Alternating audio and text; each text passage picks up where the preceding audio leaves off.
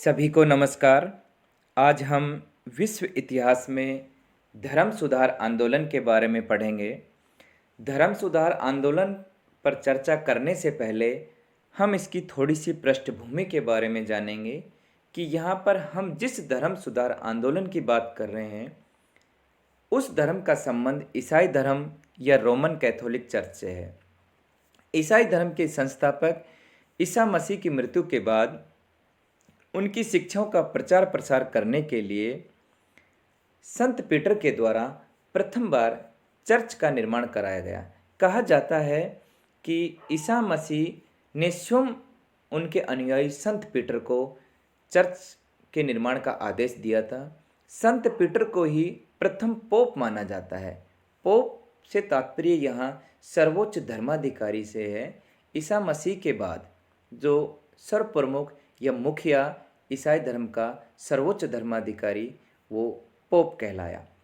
313 ईस्वी में रोमन सम्राट कॉन्स्टेंटाइन ने इस ईसाई धर्म को एक स्वतंत्र धर्म के रूप में मान्यता दे दी और जिसे बाद में थियोडोसियस महान ने राजधर्म घोषित कर दिया। बाद में चर्च के माध्यम से ही ईसाई धर्म के सिद्धांतों और ईसाई मसीह की शिक्षाओं का प्रचार प्रसार होना प्रारंभ हो गया। पोप निकोलस द्वितीय के द्वारा 1053 ईस्वी में पोप के चुनाव की प्रक्रिया आरंभ कर दी गई। विशेष पादरियों के द्वारा पोप का चुनाव होना प्रारंभ हो गया। पादरी से तात्पर्य यहाँ बिल्कुल ही छोटे क्षेत्र में जो धर्माधिकारी नियुक्त होता था वो पादरी कहलाता था। पादरी से बड़ा धर्माधिकारी बिशप, उससे बड़ा आर्क बिशप, उससे बड़ा कार्डिनल्स और सबसे बड़ा पोप। और जो सबसे बड़ा धर्माधिकारी था उसकी नियुक्ति आजीवन काल के लिए होती थी और वो रोम में निवास करता था। इटली की राजधानी, वर्तमान में इटली की राजधानी रोम में निवास करता था। अर्थात पोप से तात्पर्य रोम चर्च के सर्वोच्च धर्माधिकारी से है। अब धीरे धीरे पोप और चर्च ये दोनों ही शक्तिशाली बनना प्रारंभ हो गए। 15वीं-16वीं शताब्दी तक आते आते चर्च एक शक्तिशाली संस्था का रूप ले चुकी थी और उसमें धीरे धीरे भ्रष्टाचार बढ़ने लग गया था। पोप राजा से भी अधिक शक्तिशाली था। वो किसी भी राजा को धर्म से बहिष्कृत कर सकता था और उस समय धर्म से बहिष्कृत होना सबसे बड़ा दंड माना जाता था। चर्च राज्य से बड़ी और पोप राजा से बड़ा, मतलब राजा भी चर्च के प्रति उत्तरदायी था। वह किसी भी राजा को किसी भी समय पद से हटा सकता था। अब 15वीं-16वीं शताब्दी के आसपास जिस तरीके से चर्च और पोप की शक्ति बढ़ी उसी प्रकार धीरे धीरे चर्च और पोप का जीवन भ्रष्टाचार युक्त में हो गया। मतलब इन संस्था में धीरे धीरे भ्रष्टाचार बढ़ना प्रारंभ हो गया और उसी चर्च के भ्रष्टाचार और पोप के विलासितापूर्ण जीवन के खिलाफ मार्टिन लूथर जैसे धर्म सुधारकों के द्वारा जो आंदोलन चलाया गया उसे ही नाम दिया जाता है धर्म सुधार आंदोलन। मार्टिन लूथर के द्वारा सर्वप्रथम 1517 ईस्वी में पाप विमोचन पत्रों की बिक्री के विरोध करने के माध्यम से उन्होंने इस धर्म सुधार आंदोलन की शुरुआत की। उन्होंने चर्च में जो बुराइयां विद्यमान थी उनका विरोध किया, पोप के भ्रष्ट जीवन का विरोध किया, उनका प्रोटेस्ट किया और इसलिए मार्टिन लूथर के अनुयायी प्रोटेस्टेंट्स या इसको प्रोटेस्टेंटवाद के नाम से जाना गया। अब हम इस धर्म सुधार आंदोलन के कुछ और कारणों का अध्ययन करेंगे कि जिनकी वजह से यूरोप में धर्म सुधार आंदोलन हुआ। चूँकि धर्म सुधार आंदोलन का सबसे बड़ा संबंध तो धर्म से ही है कि धर्म में जो बुराइयां आ गई थी, जो कमियां उसमें विद्यमान थी। सबसे पहले हम धार्मिक कारणों में पढ़ते हैं चर्च की आंतरिक कमजोरियां, कि इस समय तक चर्च में खुद में ही ऐसी बहुत सारी कमजोरियां विद्यमान थी जिससे लोग उसके प्रति अविश्वास की भावना से देखना प्रारंभ कर दिया कि जैसे ही रोम में जो पोप निवास करता था उस पर जैसे ही भ्रष्टाचार के आरोप लगे, वो रोम छोड़कर भाग गए और फ्रांस पहुंच गए। फ्रांस पहुंचने के बाद वहां पर उन्हें अलग पोप घोषित कर दिया गया और रोम से जब वो छोड़ के गए तो वहां पर एक अलग पोप नियुक्त कर दिया गया और इस तरीके से दो पोप नियुक्त कर दिए गए। इससे चर्च की एकता को बड़ा आघात पहुंचा, क्योंकि पोप एक ही होता था और जो रोम में निवास करता था। लेकिन इस समय दो पोप नियुक्त थे और उससे चर्च की एकता को बड़ा आघात पहुंचा। दूसरा, चर्च में व्याप्त भ्रष्टाचार। इस समय चर्च में भ्रष्टाचार चरम पर था, क्योंकि लोगों के द्वारा बहुत अधिक मात्रा में चर्च को एक बहुत बड़ा पैसा भेंट के रूप में चढ़ाया जाता था। अशिक्षित धर्माधिकारी। चर्च के जो धर्माधिकारी थे उसमें बहुत सारे धर्माधिकारी अशिक्षित थे, पढ़े लिखे नहीं थे। बहुत सारे तो ऐसे थे जिन्हें मंत्रों का उच्चारण तक नहीं आता था, बोलना तक नहीं आता था, लेकिन वो धर्माधिकारी थे। प्रमुख धर्म सुधारकों का प्रभाव। इस समय जॉन वाइकल, जॉन हस, सेवानारोला, मार्टिन लूथर, ऐसे बहुत सारे धर्म सुधारकों का आविर्भाव हुआ जिन्होंने चर्च में जो बुराइयां थी उनका विरोध किया। हालांकि चर्च और पोप उस समय बहुत शक्तिशाली थे और उनके द्वारा उनको कुचलने का प्रयास किया गया और इसी प्रयास में जॉन वाइकिल्फ, जॉन हस, सेवानारेला, इनको जिंदा जलाने के आदेश दिए गए थे। मार्टिन लूथर का भी बहुत अधिक विरोध हुआ था, लेकिन निरंतर दूसरे अन्य कई धर्म सुधारकों के एक के बाद एक, जिविंगली, कोलविन, इनके आने से लोगों में एक अलग ही प्रकार की जागृति पैदा हुई। धार्मिक पदों की बिक्री। चर्च के जो अधिकारी थे वो अपने पदों को बेच दिया करते थे। खुद किसी बड़े शहर में आलीशान विलासतापूर्ण जीवन जीते और दूसरी जगह पर चर्च के दूसरे कार्यों के लिए किसी दूसरे व्यक्ति की नियुक्ति कर देते और खुद दूसरे शहर में रहकर आराम की जिंदगी जिया करते थे। इसके अलावा धर्माधिकारियों की कर्तव्य विमुखता। चर्च के प्रति उनके जो कर्तव्य थे उनको करना उन्होंने छोड़ दिया था। उन्हें चर्च के कार्यों से कोई लेना देना नहीं था। अपने पदों को वो बेच चुके थे। पदों की बिक्री होना प्रारंभ हो गई थी। एक दूसरे से पैसे देकर पदों को खरीदा और बेचा जाना प्रारंभ हो गया। पोप का विलासतापूर्ण जीवन। पोप बहुत ही ऐश्वर्य का और विलासता का जीवन जीता था, क्योंकि चर्च में बहुत अधिक मात्रा में धन संग्रह होता था, क्योंकि चर्च के द्वारा, पोप के द्वारा बहुत सारे इस प्रकार के कर लगाए गए थे जिनकी वजह से चर्च में बहुत अधिक पैसा इकट्ठा होता था। चर्च द्वारा आर्थिक शोषण।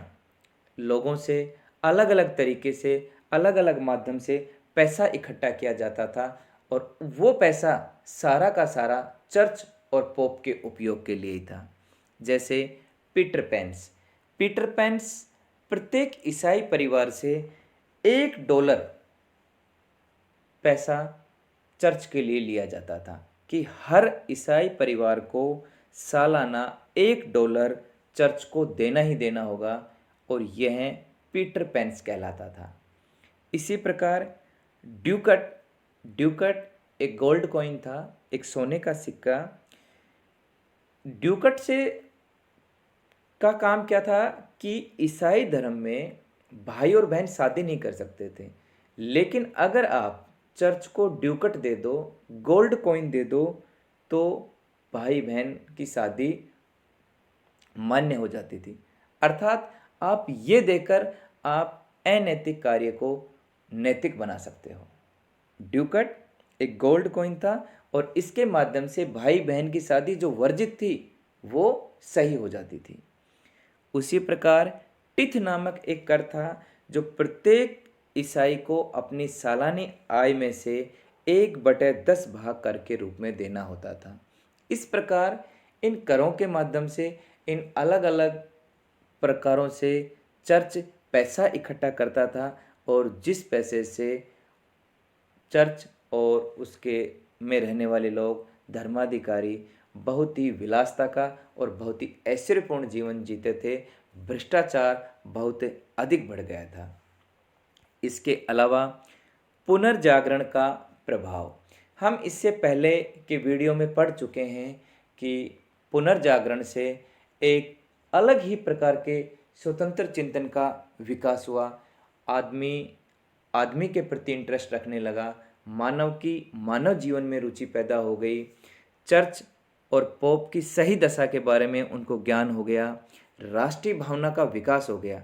अब राष्ट्रीय भावना के विकास से उनमें ये भावना की जागृति आई कि यूरोप के जो दूसरे देश थे वो हम अपने पैसे को रोम क्यों भेजें, क्योंकि जो पोप था वो रोम में ही निवास करता था और यूरोपीय देशों के अलग अलग भागों से पैसा रोम पहुंचता था और उससे रोम ही समृद्ध होता था।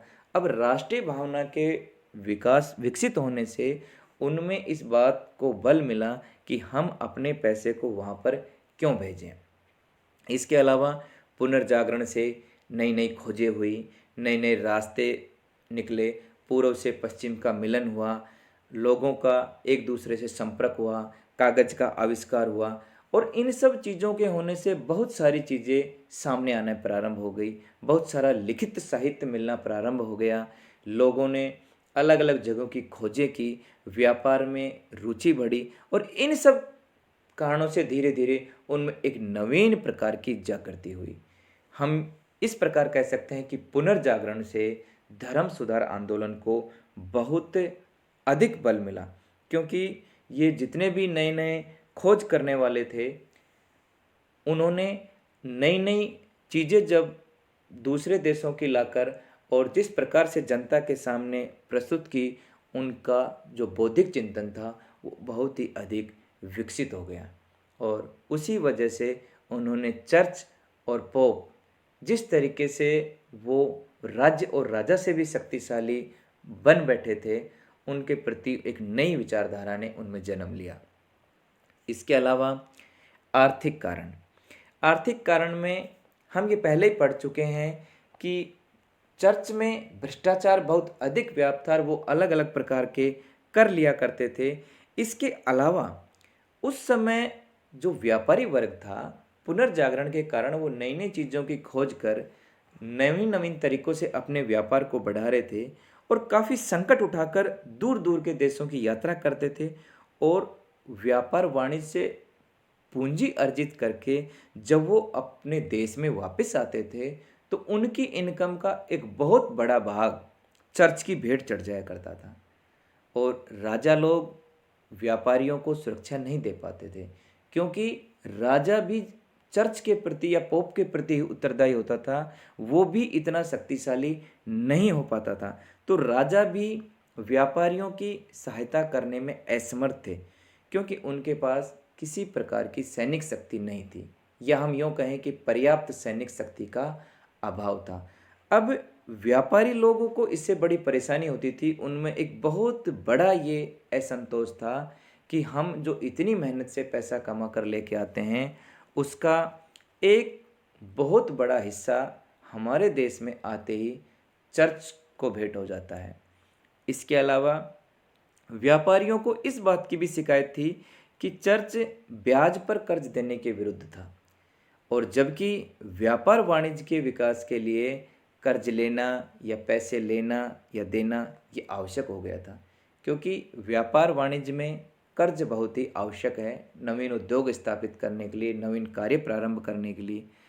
इस प्रकार जो व्यापारी वर्ग था वो एक ऐसे धर्म का समर्थन करना चाहता था जो नवीन परिस्थितियों के अनुसार उनके आर्थिक कार्यों को नैतिक समर्थन प्रदान कर सके और इस प्रकार व्यापारी वर्ग में भी धीरे धीरे चर्च और पोप उसके प्रति असंतोष उभर कर सामने आ रहा था। इसके अलावा जब हम राजनीतिक कारणों की बात करते हैं तो हम देखते हैं कि 13वीं और 14वीं शताब्दियों से ही यूरोप के दूसरे देशों में राष्ट्रीय चेतना का विकास होना प्रारंभ हो गया था। वो किसी भी कारण से बाह्य और विदेशी हस्तक्षेप को सहन करने को तैयार नहीं थे। उन्हें रोम का पोप अब विदेशी दिखाई देना प्रारंभ हो गया, क्योंकि जो यूरोप के दूसरे देश थे, पोप तो रोम में रहता था, तो वो अब उनको विदेशी दिखाई देता था। और पोप के पास असीमित राजनीतिक अधिकार थे, उसके पास तो बहुत अधिकार थे। पोप अपने आदेश द्वारा किसी भी कैथोलिक शासक को धर्म से बहिष्कृत कर सकता था। मैंने आपको पहले ही बताया कि वो किसी भी राजा को धर्म से बहिष्कृत कर सकता था, और धर्म से बहिष्कृत उस समय की सबसे बड़ी सजा मानी जाती थी। इसलिए राजा लोग भी पोप के प्रभाव से मुक्त होना चाहते थे। वो भी चाहते थे कि पोप और चर्च राज्य के और राजा के नियंत्रण में रहे। इसके अलावा पोप और राजाओं के मध्य संघर्ष का एक कारण चर्च के न्यायालय भी थे। उस समय जो चर्च के न्यायालय थे वो भी उनके बीच संघर्ष के कारण थे, क्योंकि बहुत सारे ऐसे मामले थे विवाह के, तलाक के या उत्तराधिकार के। इनके फैसले चर्च के न्यायालय ही करते थे, और ये न्यायालय भ्रष्ट केंद्र बने हुए थे, और इससे प्रशासन व्यवस्था को सुचारू रूप से चलाने में बड़ी बाधा आती थी। क्योंकि जो चर्च थे वो तो भ्रष्टाचार के या भ्रष्टता के अड्डे बन चुके थे, और न्याय का काम चर्च कर रहा है। इसके अलावा पोप और राजाओं के बीच जो संघर्ष का मुख्य कारण था वो चर्च की धन संपन्नता थी, क्योंकि चर्च के पास बहुत अधिक संपदा थी, उनके पास बहुत अधिक भूमि थी, और उन पर बहुत अधिक उपज भी होती थी, और उस उपज पर चर्च को किसी भी प्रकार का राजा को कोई कर नहीं देना पड़ता था, और इसके बदले में चर्च लोगों से धार्मिक कर वसूल करता था। मतलब चर्च जिस भूमि पर पैदा कर रहा है उसको राजा को कोई कर नहीं देना पड़ता, बल्कि वो ही दूसरे लोगों से धार्मिक कर वसूल करता था। इसके अलावा चर्च के जो न्यायालय थे उनसे भी चर्च को आय होती थी। श्रद्धालु ईसाई जो लोग थे उनसे भी चर्च को काफ़ी धन मिलता था। कुल मिलाकर अगर हम बात करें तो ये कहा जाएगा कि चर्च काफ़ी समृद्ध था, और उसके जो अधिकारी थे, धर्माधिकारी थे, वो भोग विलास और ऐश्वर्य का जीवन बिताते थे, और दूसरी तरफ राजाओं को प्रशासनिक और सैनिक शक्ति के विकास के लिए धन की बड़ी जरूरत थी, और जो उनके पास नहीं था। इसलिए राजाओं ने धर्म सुधारकों को सहयोग दिया, उनको संरक्षण प्रदान किया, ताकि पोप का वर्चस्व समाप्त हो चुके और अपने राज्य का विकास कर सके। ये सब घटनाएं धीरे धीरे पोप और चर्च के खिलाफ हैं, क्योंकि राज्य और राजा दोनों ही ये चाह रहे हैं कि किसी भी तरीके से चर्च और पोप राज्य और राजा के नियंत्रण में रहे। क्योंकि सभी जितने भी ईसाई राज्य थे उन सब में धर्माधिकारियों की नियुक्ति भी पोप के द्वारा ही की जाती थी, तो सब जगह राजाओं का विरोध इन धर्माधिकारियों के द्वारा किया जाता था।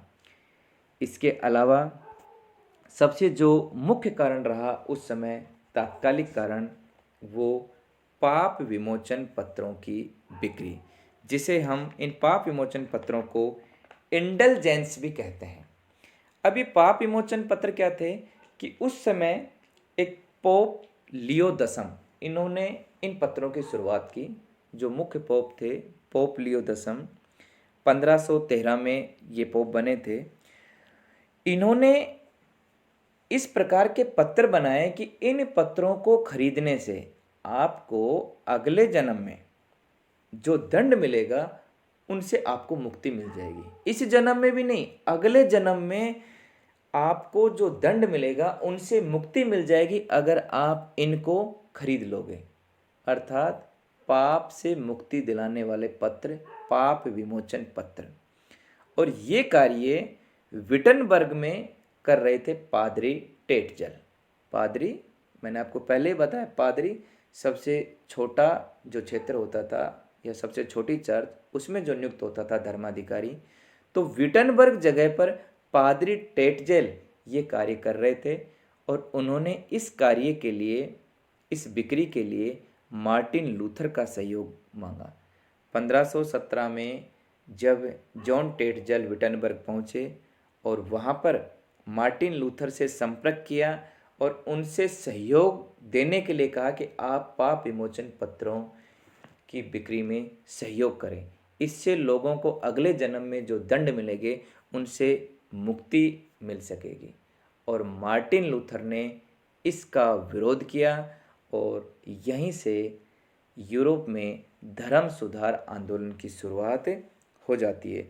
उन्होंने मार्टिन लूथर ने विटनबर्ग के चर्च के बाहर ईसाई धर्म के जो मूल सिद्धांत थे उन सबको 95 थीसिस या 95 सिद्धांत हम जिनको बोलते हैं उनको वहाँ पर चिपका दिया और यहीं से धर्म सुधार आंदोलन की शुरुआत हो जाती है।